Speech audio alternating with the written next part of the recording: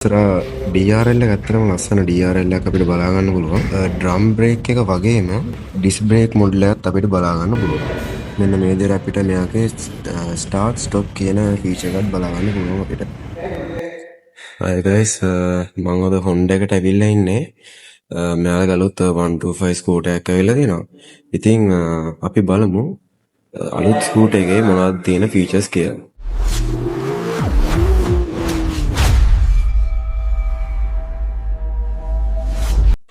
ඉතින් guys මේ තියෙන අලුත් 125 ස්කූටර් එක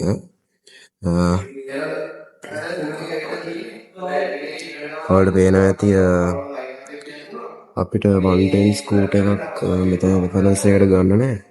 ගොඩක් දුරට මට හිතෙන්නේ ඩයිමෙන්ෂන් පොඩ්ඩක් මේ ස්කූටර් එක දිගයි. අපිට මූණ හද ෆුට් පැත්තේ යන මේක. ඔයාලට පේනවා ඇති මූණ කොහොමද කියලා. ඒ කියන්නේ ලොකු වෙනසක් නැහැ. අපි ඩියෝ 110ත් එක්ක කම්පෙයාර් කරලා බලද්දි අපිට ඉස්සරහා මෙතන මෙයාගේ DRL එක ලයිට් එක වෙනසලා තියෙනවා. ඒ වුණාම හෙඩ් ලයිට් එක ගොඩක් දුරට අපිට සමාන විදිහට තමයි බලා ගන්න පුළුවන් වෙන්නේ. ඉතින් guys මේ විදිහට තමයි මෙයාගේ ලයිට් එක ඔන්න නම් පේන්නේ. ඉස්සරහා DRL එක ඇත්තටම ලස්සන DRL එකක් අපිට බලා ගන්න පුළුවන්. මේ මොඩල් එකේ අපිට ඩ්‍රම් බ්‍රේක් එක වගේම ඩිස්ක් බ්‍රේක් මොඩල් එකත් අපිට බලා ගන්න පුළුවන්. මෙන්න මේ විදිහට තමයි මෙයාගේ අපිට සයිඩ් ප්‍රොෆයිල් එක බලා ගන්න පුළුවන් වෙන්නේ. අපිට මෙයාගේ සයිඩ් ප්‍රොෆයිල් එකේ මෙතන ගහලා තියෙනවා හයි ස්මාර්ට් කියලා.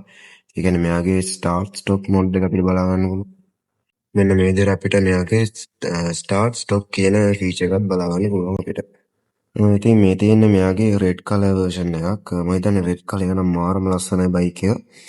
අපිට මෙයාගේ මේ ඇලෝ වීල් බලා ගන්න පුළුවන් 12 ඉන්ච් අපිට ඇලෝ වීල් එකක් බලා ගන්න පුළුවන් ඉස්සරහා. අපිට පිටිපස්සේ හම්බෙන්නේ සුපුරුදු විදිහටම 10 ඉන්ච් වීල් එක ඇලෝ වීල් එක අපිට හම්බෙන්නේ. මෙන්න මේ විදිහට අපිට ඇලෝ වීල් එකක් බලා ගන්න පුළුවන්. අපි ටේල් ලයිට් එක පැත්තට ආවොත් අපිට මෙන්න මේ විදිහට තමයි මෙයාගේ ටේල් ලයිට් එක බලා ගන්න පුළුවන් ඉන්නේ. සෙපරේටඩ් විදිහට තමයි අතන මෙයාගේ ටේල් ලයිට් එක අපිට හම්බෙන්නේ. හැලජන් ලයිට් දෙක උඩින් සහ ටේල් ලයිට් එක සෙපරේට් එකක් විදිහට පේන්න තියෙන්නේ.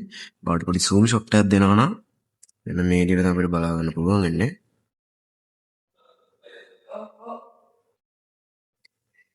අපි එහෙමම පිටිපස්සට આવත් අපිට මෙයාගේ මෙතනින් ෆුල් ලිඩ් එක බලා ගන්න පුළුවන්. මෙතන අපිට මෙයාගේ ග්‍රැබ් හැන්ඩල් එක සෙපරේට් විදිහට හම්බෙන්නේ. මොකද මෙතන මේක ඕන්ලයින් හින්දා වෙන්නේ නැති. අපිට තව ෆීචර් එකක් තමයි අත්‍තරම් මේ අපිට මෙයාගේ ඩබල් බැරල් එක්සෝස්ට් එකක් තමයි හම්බෙන්නේ. ඩුවල් අවුට්පුට් තියෙන එක්සෝස්ට් එකක් තමයි අපිට හම්බෙන්නේ. අපි මෙයාගේ සවුන්ඩ් චෙක් එකක් බලමු කොහොමද කියලා.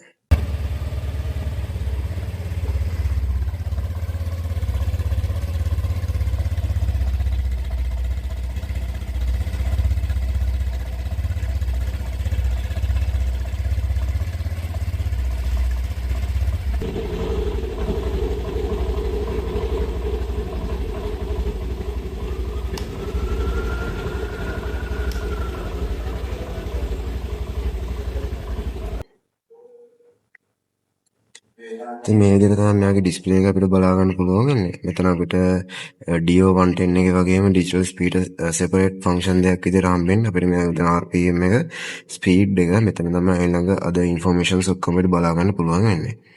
මෙතන මෙයාගේ අනිත් ඉන්ඩිකේටර්ස් බලුවොත් අපිට මෙතන හෙඩ්ලයිට් පාස් එක බලා ගන්න පුළුවන්.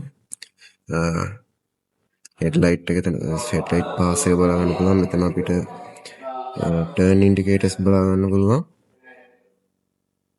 සෙපරේට් විදිහට තියෙන මෙතන අපිට ඉකෝ එකේ තියෙන මෙතන අපිට මෙයාගේ ඔටෝ ස්ටාර්ට් ස්ටොප් එක ඔන් එකේ තියෙන කියලා පෙන්නනවා.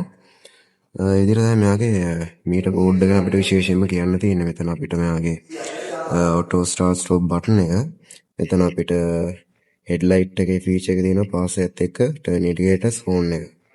මේ විදිහට තමයි මෙයාගේ හැන්ඩල් එක අපිට බලා ගන්න පුළුවන්. කී හෝල් එක බලුවොත් ඔයාලට පේන ඇති අපිට නෝමල් සාමාන්‍ය Honda කී එක තමයි බලා ගන්න පුළුවන්. මෙතන අපිට විශේෂ වෙන්නේ මෙතන සීට් එකයි ෆුවල් එකකින් දෙකම මෙතනින් අපිට හම්බ වෙනවා. මෙයාගේ මේ පැත්තෙන් අපිට පුළුවන් පොඩි කබි හෝල් එකක් ඔය බලා ගන්න. මෙයාගේ USB පෝට් එකක් මෙතන එළියෙන් පෙන්වන්නේ නැහැ. අපි බලමු මෙයාගේ ඇතුලේ එක තියෙනවද කියලා.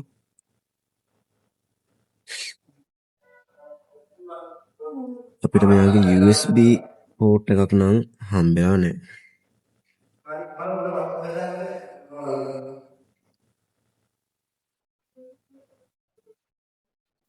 ඉතින් guys ඔය විදිහට තමයි අපිට අලුත් Honda Dio 125 එක ගැන කියන්න තියෙන්නේ. සෙග්මන්ට් එකේ දැන් මේකෙදි බයික් තුනක් තියෙනවා අපිට නේද? අපිට Honda Dio 125 එක තියෙනවා. ඒ වගේම තමයි අපිට N-Torq 125 එක තියෙනවා. මේ බයික් තුනෙන්ම ගත්තොත් මට හිතෙන්නේ N-Torq එකයි Zoom 125 එකයි තමයි ස්පෝටියස්ම කියලා කියන්න. ස්පෝටියස් කැටගරි එකේ තියෙන මේ දෙක. හැබැයි Dio එක කියන්නේ Dio 125 එක ගොඩක් කන්වෙන්ෂනල් ටයිප් එකක් කියලා මට නම් හිතෙන්නේ. ගොඩක් versatile කියලා කියනවා. N-Torq එකත් මම හිතන විදිහට ගොඩක් versatile බයික් එකක්. ඉතින් fuel consumption එක මට හිතෙනවා මෙයාගේ වැඩි වෙයි කියලා අර බයික් දෙකටම වඩා. මොකද මෙයාගේ start stop function එකක් තියෙන හින්දා. ඉතින් Zoom 125 එකෙත් රිවිව් එකක් ඕන නම් කමෙන්ට් එකක් දාන්න. එහෙනම් අලුත් වීඩියෝ එකක් හම්බෙමු. ජය.